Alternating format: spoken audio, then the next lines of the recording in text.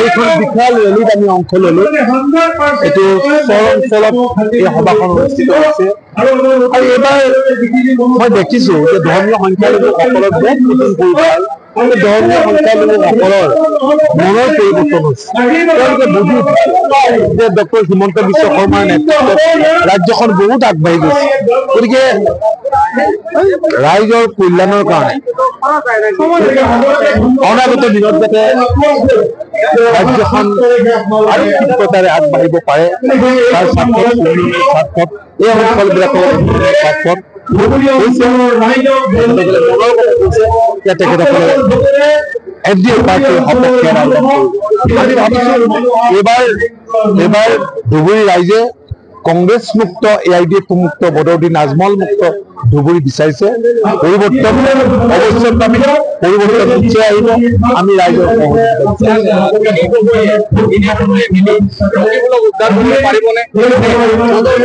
প্ৰথম কথা এটা ৰাজনৈতিক দল আৰু এইটো এটা চিষ্টেম। ৰকিবুল মই কৈছোৱেই যে যিগৰাকী ৰকিবুল হুছেইন বনবন্তী হৈ থাকোঁতে ঘৰৰ কাষতে লাগি থকা কাজিৰঙা অভয়াৰণ্যৰ আপুৰুগীয়া সম্পত্তি এটা গড় ৰক্ষা কৰিব নোৱাৰিলে। ইয়াত এটা সমস্যা বহুল এই অঞ্চলটোৰ জনসাধাৰণক কিদৰে সুৰক্ষা দিব, ইয়াত ৰখাই বুলি সমস্যা আছে। চৰকাৰ আছে আমাৰ ডক্টৰ শৰ্মা ডাঙৰীয়াৰ নেতৃত্বত, দিল্লীত চৰকাৰ হ'ব মোদী ডাঙৰীয়াৰ চৰকাৰ। মানুহে কথাবিলাক বুজিছে। গতিকে এইবাৰ ভোটৰ বিপৰীতে ইয়াৰ ৰাইজ আমি ভাবো যে নাযায়। জাভেদ ইছলামেতো প্ৰচাৰ চলাই আছে।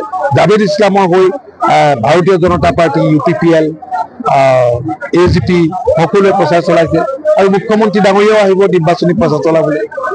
ধাৰাবাহিকভাৱে নিৰ্বাচনী প্ৰচাৰ তাৰ প্ৰতিদ্বন্দ্বিতাটো আৰু তিনিকুণীয়াৰ দৰে হ'ব। আমি ভাল পাইছো, যথেষ্ট ভাল পাইছো। আমি বিপুল সঁহাৰি পাইছো।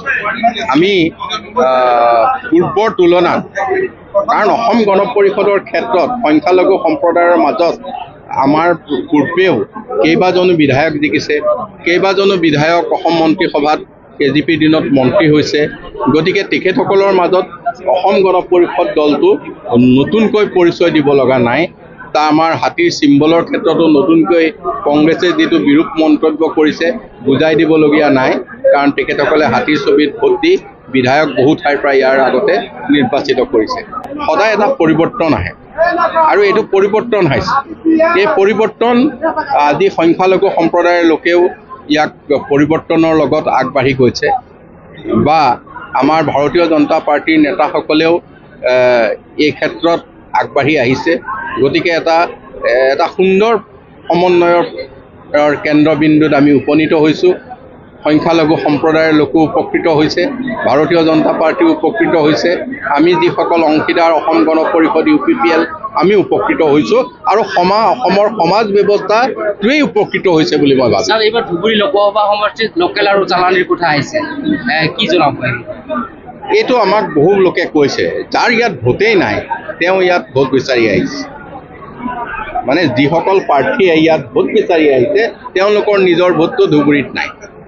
গতিকে তেনেকুৱা একোজন লোকৰ ক্ষেত্ৰত মই কিবা চালানী, লোকেল এইবিলাক শব্দ মই ব্যৱহাৰ কৰিবলৈ যোৱা নাই, কিন্তু এজন স্থানীয় লোকৰ ক্ষেত্ৰত ৰাইজৰ বিশ্বাস অধিক থাকে। তেখেতসকলে মই ভাবিছোঁ এইবাৰ স্থানীয় লোক জাভেদ ইছলামৰ ক্ষেত্ৰত অধিক বিশ্বাস কৰিব লৈছে, আৰু দূৰ দূৰণিলৈ তেখেতসকলে আৰু MP বিচাৰি নাযাব বুলি মই ভাবিছোঁ, আৰু ৰাইজেও সেইটোৱে মন্তব্য কৰিছে। লাষ্ট প্ৰশ্ন এটা, কাৰ লগত প্ৰতিদ্বন্দ্বিতা হ'ব বুলি ভাবে? ইয়াততো এইবাৰ প্ৰতিদ্বন্দ্বিতা কংগ্ৰেছ আৰু AGP মিত্ৰ দলৰ মাজত হ'ব। মই যিটো দেখিছোঁ UDF যিমানখিনি কণ্টেষ্টত আছিল বৰ্তমান নাই। য'ত শাসকীয় দলৰ প্ৰতিনিধি আছে তাত কাম হৈছে, আৰু য'ত নাই পোৱা নাই। আৰু এই সমষ্টিটো আপোনালোকে দেখিছোঁ যে এগৰাকী বেজকে জিকাই দিছে সদায়, হয়নে? MP হ'বলৈ বেজালি কৰিব নালাগে নহয়। নিৰ্বাচনৰ সময়ত পানী ফু মাৰি দিয়ে, পানীত বেমাৰে যায় নে বেমাৰ ভালেই হয় এইটো মই ধৰিবই নোৱাৰোঁ। আৰু তেখেতৰ চিকিৎসা কৰিবলৈ গ'লে ডাঙৰ ডাঙৰ হস্পিটেলত যায়। আৰু এইবাৰ আৰু এজন ব্যক্তি আহি সোমাইছে, ৰকিবুল হুছেইন চাহাব। তেওঁ ইয়াৰ স্থানীয় নহয়, বদৰুদ্দিন আজমল চাহাবো স্থানীয় নহয়, যি ইয়াৰ সমস্যাৰ লগত কোনোদিন জড়িত হোৱা নাই, পৰিচিত নহয়, ইয়াৰ জনসাধাৰণৰ ধ্যান ধাৰণা, ইয়াৰ জনসাধাৰণৰ সমস্যাবোৰ ভালকৈ নাজানে তেনে এগৰাকী ব্যক্তি আকৌ আহিছে, যিজন ব্যক্তিয়ে কাজিৰঙাৰ গড়কেইটাক সুৰক্ষা দিব পৰা নাই আৰু এটা সমস্যা বহুল এই অঞ্চলটোৰ জনসাধাৰণক কিদৰে সুৰক্ষা দিব।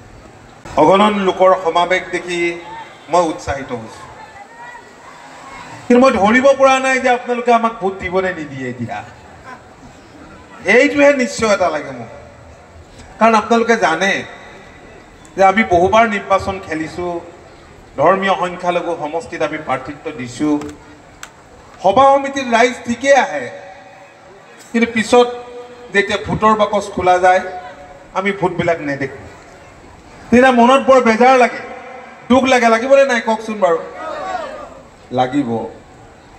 কিন্তু চাওক, আমি সম উন্নয়ন বিচাৰোঁ। অসম গণ পৰিষদ দল এটা ধৰ্ম নিৰপেক্ষ দল, আৰু ধৰ্ম নিৰপেক্ষতাৰ আধাৰতেই আমাৰ দলটো গঢ় লৈ উঠিছে। 4,000 কোটি টকাৰ উৎপাদিত ফচল বিদেশৰ বজাৰলৈকে একে টুকুৰা মাটিত কেইবাটাও খেতি কৰিছে। আৰু চৰকাৰেও আপোনালোকে দেখিছে যে বৰ্তমান চৰকাৰে জলসিঞ্চনৰ কাৰণে সোলাৰ পাম্প আছে, ইলেক্ট্ৰিকেল পাম্প আছে, 20% ছাবচিডি আছে, আৰু এইবিলাকৰ সুবিধা লওক। আৰু মই কি মন্ত্ৰী আছোঁ, মই যিমান পাৰোঁ। ইয়াত গুটিপাৰাত এটা হস্পিটাল আছে নেকি? গুটিপাৰাত আছে। হস্পিটালৰ অৱস্থাটো ভাল নহয়। কি নাই? ডক্টৰ নাই আৰু কি নাই? অপেনিং হোৱা নাই নেকি? ঘৰটো নতুন নে পুৰণা? ঠিক আছে, মই অতি সোনকালে 2-4 দিনত বিভাগৰ অফিচাৰ পঠাই দিম, আৰু সোনকালে হস্পিটালত ডাক্তৰ ইণ্টাৰভিউ লৈ থৈ দিয়া আছে। ডাক্তৰ খালি ইলেকশ্যন কাৰণে এপইণ্টমেণ্ট হোৱা নাই। ইলেকশ্যনৰ দিন উকলি যাব, ডাক্তৰ এপইণ্টমেণ্ট হ'ব, ইয়াত ডাক্তৰ দি দিম আৰু কি লাগে দি দিম। গুটিপাৰা হস্পিটাল ষ্টাৰ্ট কৰি দিম। যদি কিবা বেয়া হৈ আছে পৰি থাকোঁতে, তেতিয়াহ'লে তাৰ আগতে মেৰামতি কৰাই দিম। তাৰপিছত আৰু এটা অতিৰিক্তভাৱে ইয়াত আপোনালোকক আৰু এটা কিবা চাব চেণ্টাৰৰ ব্যৱস্থা কৰি আছোঁ ওচৰৰ মানুহৰ কাৰণে। আৰু হস্পিটাল মই প্ৰথমতে আপোনালোকৰ ডাক্তৰ দি হস্পিটাল গুটিপাৰা হস্পিটাল ষ্টাৰ্ট হৈ যাব, চিন্তা কৰিব নালাগে। এইটো কথা আমি আপোনালোকৰ ৰাইজৰ ওচৰত আহিছোঁ, ৰাইজৰ সন্মানৰ কাৰণে কৰি দিম। আৰু জাভেদ ইছলামক জিকাবতো ডাঙৰ হস্পিটাল বনাই দিম। মই এইটো হস্পিটাল এনেই ভাল কৰি দিম, ডাক্তৰ পঠাই দিম, আৰু জাভেদ ইছলামক যদি জিকায় তেতিয়াহ'লে ডাঙৰ হস্পিটাল বনাই দিম। এইবাৰ নিৰ্বাচনত ভোটাৰৰ আশা কি? নেতাৰ পৰা কি আশা কৰিছে জনতাই? কি বিষয়ে আকৃষ্ট কৰিছে ভোটাৰক? চহৰ নগৰ গাঁৱে ভূঞে জনতাৰ মনৰ কথা।